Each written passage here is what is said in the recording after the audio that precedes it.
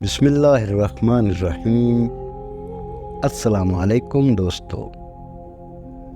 قوم سمود اپنے عالی شان محلات، سرسبز و شاداب کھیت کھلیان، خوبصورت مرغزاروں اور نعمتوں کی فراوانی کے سبب غرور، تکبر اور سرکشی کے نشے میں چور تھے، اور چونکہ تکبر اور کفر کا چولی دامن کا ساتھ ہے تو یہ بھی ابلیس کے پیروکار بن گئے۔ حالانکہ کچھ ہی عرصہ پہلے قوم عاد پر قہر الہی کے مناظر ان کے سامنے تھے۔ یہ بھی اپنے ہاتھوں سے تراشے ہوئے پتھر کے خداؤں کی عبادت کرتے تھے۔ ان کے معاشرے سے حق و انصاف ناپید ہو چکا تھا۔ بے حیائی، فحاشی آخری حدود چھو رہی تھی۔ مقدس آسمانی رشتوں کا احترام ختم ہو چکا تھا۔ ناچ گانا، عیش و عشرت، شراب و شباب ان کی زندگیوں کے لازمی جز بن چکے تھے۔ ایسے میں اللہ تعالیٰ نے اس قوم ہی میں سے ایک خدا ترس اور بہت نیک انسان حضرت صالح علیہ السلام کو نبوت کے منصب پر فائز فرمایا۔ قرآن کریم میں ارشاد باری تعالیٰ ہے، اور ہم نے قوم سمود کی طرف ان کے بھائی صالح کو بھیجا۔ دیگر نبیوں کی طرح حضرت صالح علیہ السلام نے بھی اپنی قوم کو راہ راست پر لانے کی بہت کوشش کی۔ وہ دن رات انہیں سمجھاتے رہے کہ اے میری قوم، تم اللہ کی عبادت کرو، اس کے سوا تمہارا کوئی معبود نہیں ہے۔ اسی نے تم کو پیدا کیا اور آباد کیا، تو اس سے مغفرت مانگو اور اس کے آگے توبہ کرو۔ بے شک میرا پروردگار نزدیک بھی ہے اور دعا کا قبول کرنے والا بھی ہے۔ اس پر قوم ان کے خلاف ہو گئی اور یوں گویا ہوئی۔ انہوں نے کہا، اے صالح، اس سے پہلے ہم تم سے کئی طرح کی امیدیں رکھتے تھے، اب وہ منقطع ہو گئی۔ کیا تم ہم کو ان چیزوں سے منع کرتے ہو جن کو ہمارے بزرگ پوجتے چلے آئے ہیں، اور جس بات کی طرف تم ہم کو بلاتے ہو اس میں ہمیں کبھی شبہ ہے؟ حضرت صالح علیہ السلام کی مسلسل واضح و نصیحت اور اس کے نتیجے میں غریب لوگوں کا ایمان لانا قوم سمود کے سرداروں کے لیے تشویش کا باعث تھا۔ دراصل غرور و تکبر کی دلدل میں دھنسے یہ لوگ اس بات کا تصور بھی نہیں کر سکتے تھے کہ کوئی عام آدمی اس طرح محفلوں اور چوک چوراہوں پر کھڑا ہو کر ان کے آباء و اجداد کے خداؤں کی نفی کرے اور صرف ایک اندیکھے رب کی عبادت کی بات کرے۔ چنانچہ اس مسئلے کا حل ڈھونڈنے کے لیے سب سردار سر جوڑ کر بیٹھے، اور پھر متفقہ طور پر ایک نتیجے پر پہنچنے کے بعد انہوں نے حضرت صالح علیہ السلام کو بلایا اور کہا، اے صالح، اگر تم اللہ کے سچے پیغمبر ہو تو ہم کو کوئی ایسا معجزہ دکھاؤ جسے دیکھ کر ہمیں تم پر یقین آ جائے۔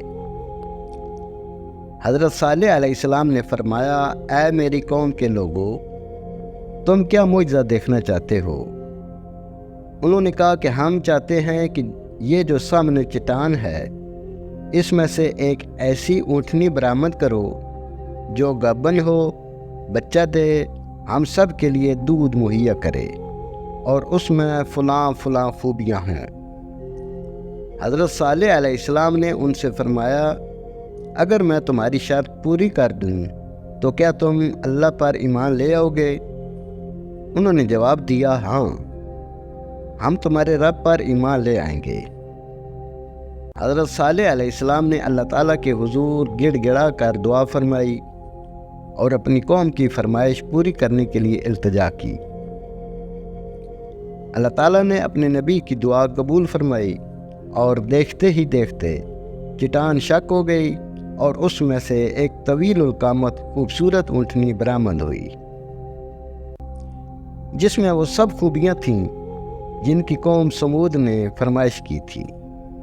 یہ محیر العقول منظر دیکھ کر قوم سمود لاجواب ہو گئی۔ اس موقع پر ایک سردار اپنے چند ساتھیوں کے ساتھ ایمان لے آیا، لیکن اکثریت اپنی ہٹ دھرمی پر قائم رہی اور اسے جادو کا کمال ظاہر کرتی رہی اس موقع پر حضرت صالح علیہ السلام نے اپنی قوم سے فرمایا، اے میری قوم، یہ ناقۃ اللہ یعنی اللہ کی بھیجی ہوئی اونٹنی ہے جو تمہارے لیے ایک معجزہ ہے۔ اب تم اسے اللہ کی زمین میں کھاتی ہوئی چھوڑ دو اور اسے کسی طرح کی تکلیف نہ دینا، ورنہ اللہ کا عذاب تمہیں فوری پکڑ لے گا۔ اونٹنی اور اس کا بچہ سارا دن نخلستان میں چرتے رہتے تھے۔ سب قبیلے والے پیٹ بھر کر اونٹنی کا دودھ پیتے، لیکن وہ کم نہ ہوتا۔ حضرت صالح علیہ السلام نے کنویں کے پانی کو بھی تقسیم کر دیا تھا۔ ایک دن اونٹنی پانی پیتی تھی اور ایک دن سمود کے لوگ۔ جب اونٹنی پانی پینے آتی تو وہ کنویں کا سارا پانی پی جاتی۔ قرآن کریم میں اللہ تعالیٰ فرماتا ہے کہ صالح علیہ السلام نے اپنی قوم سے کہا، دیکھو یہ اونٹنی ایک دن اس کی پانی پینے کی باری ہے اور ایک معین روز تمہاری باری، اور اس کو کوئی تکلیف نہ دینا، نہیں تو تم کو سخت عذاب آ پکڑے گا۔ کچھ ہی عرصے بعد قوم سمود کو اونٹنی کی موجودگی کھٹکنے لگی۔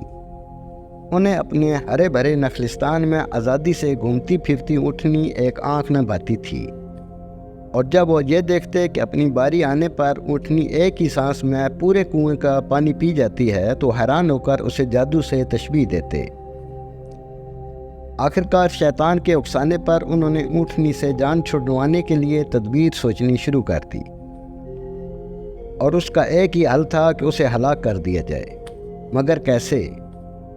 قوم سمود کے سردار یہ کام خود اپنے ہاتھوں انجام دینے کو تیار نہ تھے، سو انہوں نے دو نہایت اونچے اور مالدار خاندان کی آزاد منش عورتوں کو راضی کیا کہ وہ قوم کے کسی نوجوان سے یہ کام کروائیں، جس پر ان عورتوں نے 2 اوباش اور شراب و شباب کے رسیہ نوجوانوں کو اونٹنی کے قتل پر آمادہ کیا، جن کے ساتھ مزید 7 اوباش نوجوان شامل ہو گئے۔